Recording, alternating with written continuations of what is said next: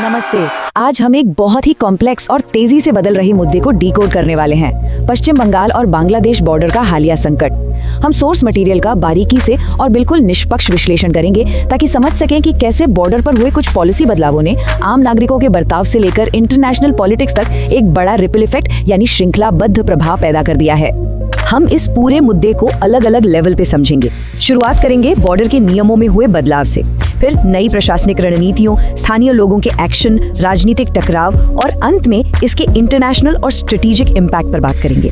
चलिए इसे एक रिपल इफेक्ट के नजरिए से देखते हैं और सीधे बॉर्डर की जमीनी हकीकत से शुरू करते हैं। तो सबसे पहले बात करते हैं बॉर्डर पर हुए टैक्टिकल शिफ्ट की। इस पूरे घटनाक्रम की शुरुआत होती है बॉर्डर सिक्योरिटी फोर्स यानी BSF के रूल्स ऑफ एंगेजमेंट में हुए एक बड़े बदलाव से, खासकर जो ऑपरेशंस रात के समय किए जाते हैं। सोर्स के मुताबिक हाल ही में रात के घने अंधेरे में बॉर्डर पर एक घटना हुई। BSF को कुछ संदिग्ध हलचल दिखी। उन्होंने अपनी फ्लैशलाइट्स का इस्तेमाल किया और सरेंडर करने की वार्निंग दी, लेकिन मामला तब बिगड़ गया जब संदिग्ध तस्करों ने वार्निंग को इग्नोर करके कथित तौर पर पत्थरबाजी शुरू कर दी। इसके जवाब में BSF ने अपने नए ऑथराइज्ड सेल्फ डिफेंस प्रोटोकॉल के तहत फायरिंग की, यानी अब वार्निंग का दौर तेजी से सीधे एक्शन में बदल रहा है। इस घटना का नतीजा क्या हुआ? रिपोर्ट बताती है कि इस पर्टिकुलर एनकाउंटर में 2 लोगों की जान गई जिनकी उम्र 40 और 21 साल थी। लेकिन जो बात सबसे ज्यादा ध्यान खींचती है वो ये कि इनके शवों को कथित तौर पर बांग्लादेशी गार्ड्स को वापस सौंप दिया गया। ये कोई रूटीन प्रोसेस नहीं था, बल्कि बॉर्डर पर बिना किसी समझौते वाले नए और सख्त रुख का एक सीधा मैसेज था। अब बॉर्डर से थोड़ा अंदर राज्य की तरफ आएं तो सिक्योरिटी सिस्टम में कुछ बड़े प्रशासनिक बदलाव भी हो रहे हैं ताकि अनडॉक्यूमेंटेड लोगों की तेजी से पहचान की जा सके। और इस नई एडमिनिस्ट्रेटिव स्ट्रेटजी के केंद्र में एक प्रमुख चेहरा सामने आता है, चीफ एडवाइजर सुब्रत गुप्ता का, एक अनुभवी IAS अधिकारी जिन्हें कथित तौर पर स्टेट सिस्टम्स का ऑडिट करने, फर्जी वोटर IDs ढूंढ निकालने और स्पेशल डिटेंशन सेंटर्स को मैनेज करने की जिम्मेदारी दी गई है। इस तरह के अपॉइंटमेंट्स साफ दिखाते हैं कि अवैध इमिग्रेशन को हैंडल करने के लिए अब एक बेहद सिस्टमैटिक और फास्ट ट्रैक अप्रोच अपनाई जा रही है। इस एडमिनिस्ट्रेटिव स्ट्रेटजी के 3 मुख्य कदम हैं। पहला, बॉर्डर पर फेंसिंग के लिए सिर्फ 45 दिनों के अंदर जमीन का अधिग्रहण करना। दूसरा, फर्जी स्टेट डॉक्यूमेंट्स की पहचान कर उन्हें तुरंत रद्द करना। और तीसरा, अनडॉक्यूमेंटेड लोगों को नए सिरे से एक्टिवेट किए गए स्पेशल डिटेंशन सेंटर्स के जरिए प्रोसेस करना। आसान शब्दों में कहें तो लंबी कानूनी प्रक्रियाओं से बचते हुए तेज और पक्के रिजल्ट्स लाने की कोशिश हो रही है। प्रशासन से आगे बढ़कर अब ये रिपल इफेक्ट सीधे मोहल्लों तक पहुंच गया है। अब हम देखेंगे कि कैसे लोकल कम्युनिटीज और आम नागरिक खुद इस पूरे एनफोर्समेंट में अनधिकृत रूप से शामिल हो रहे हैं। ये आंकड़ा जमीनी हकीकत को बयां करता है। पूर्व मेदिनीपुर इलाके में खास तौर पर हिजली शरीफ नाम की जगह पर ये रिपोर्ट किया गया है कि स्थानीय लोगों ने 60 से ज्यादा दुकानों को आग लगा दी। बताया जा रहा है कि ये दुकानें कथित तौर पर अनडॉक्यूमेंटेड लोगों की थी। ये साफ दिखाता है कि लोग अब अपने लेवल पर डायरेक्ट एक्शन ले रहे हैं।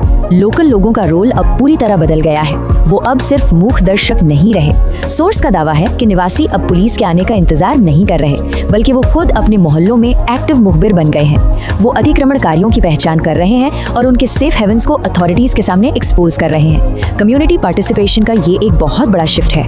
जाहिर सी बात है, जब सड़कों पर इतना कुछ होगा तो डोमेस्टिक पॉलिटिक्स में भी भूचाल आएगा ही। सत्ता पक्ष और विपक्षी नेताओं के बीच बयानों की एक बड़ी जंग छिड़ गई है और यहाँ हमें एक बहुत बड़ा वैचारिक टकराव देखने को मिलता है।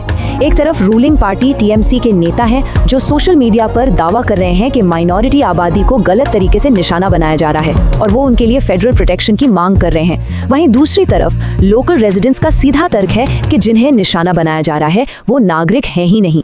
लोकल लोग ये भी सवाल उठा रहे हैं कि जब पास्ट में वो लोग खुद प्रताड़ित हो रहे थे तब इन राजनेताओं की सहानुभूति कहाँ थी। अब इस पूरे मामले को थोड़ा जूम आउट करके इंटरनेशनल नजरिए से देखते हैं। भारत के इस सख्त रुख ने पड़ोसी देशों में जियोपॉलिटिकल हलचल तेज कर दी है, जिससे नए इंटरनेशनल सिक्योरिटी अलायंस बन रहे हैं। लाखों लोगों को वापस बॉर्डर पार भेजे जाने के खतरे को देखते हुए बांग्लादेश कथित तौर पर कूटनीतिक दांवपेच आजमा रहा है। पहला दावा ये है कि बांग्लादेश भारत के स्ट्रेटेजिक चिकन नेक कॉरिडोर के पास चीनी प्रभाव बढ़ाने के लिए चीन को तीस्ता नदी प्रोजेक्ट ऑफर कर रहा है। और दूसरा, 1971 के बाद पहली बार इंटेलिजेंस शेयरिंग और कॉन्फिडेंशियल ऑपरेशंस के लिए पाकिस्तान की ISI के साथ संबंध फिर से स्थापित करने की खबरें भी हैं। और बात सिर्फ बॉर्डर तक सीमित नहीं है। सोर्स में एक बड़ा दिलचस्प और चौंकाने वाला दावा किया गया है कि ये भारत विरोधी नया गठजोड़ एक अलग ही तरह की टैक्टिक्स प्लान कर रहा है, जैसे कि इंटरनेशनल लेवल पर प्रेशर बनाने के लिए भारत के क्रिकेट डोमिनेंस, खासकर IPL जैसे बड़े आयोजनों में गड़बड़ी पैदा करने की कोशिश करना। तो इन बढ़ते हुए इंटरनेशनल खतरों के बीच भारत अपनी सिक्योरिटी को कैसे मजबूत कर रहा है? आइए भारत के रणनीतिक काउंटर मेजर्स पर नजर डालते हैं। जवाब है एक्सरसाइज प्रगति। मेघालय में बांग्लादेश बॉर्डर के पास हो रहे इस भारी भरकम मिलिट्री ड्रिल में भूटान और वियतनाम समेत 11 सहयोगी देश हिस्सा ले रहे हैं। इसका मेन फोकस है एडवांस्ड काउंटर इंसर्जेंसी ट्रेनिंग और क्रॉस बॉर्डर टेररिज्म ऑपरेशंस को न्यूट्रलाइज करना।